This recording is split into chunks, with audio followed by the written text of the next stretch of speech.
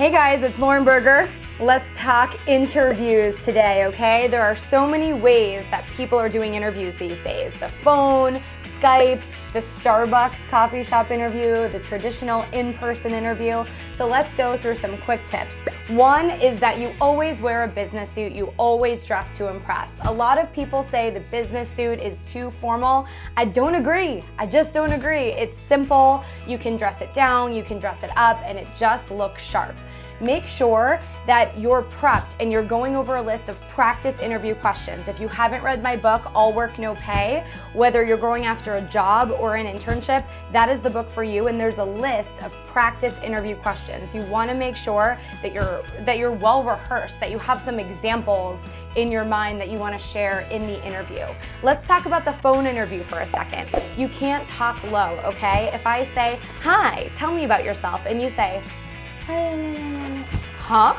What are you saying?" If I can't hear you or understand you, why would I want you interning or working for me? And why would I want to put you on the phone with anybody important in my professional life?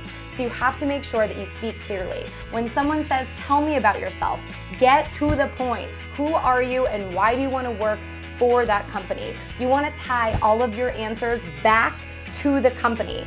The key is that you don't want to lose the employer. Even in an in-person situation, if you start to tangent and tell a story, if you lose eye contact with that employer, they're gone. They're thinking about what they have to do after work that day. So make sure that you keep all of your answers short and tight.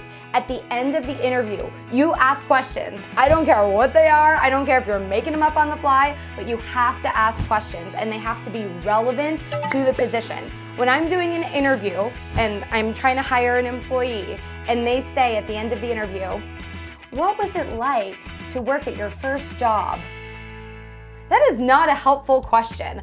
I, as the employer, I want to make sure that this person knows what they're potentially signing up for. So you want to ask relevant questions. You could ask things like, what are you really looking for in an employee? Or what traits are the most important to you when hiring? Or ask questions about the schedule, about the tasks. I always like the question, can you describe a typical day in the life as an employee or as an intern at your company?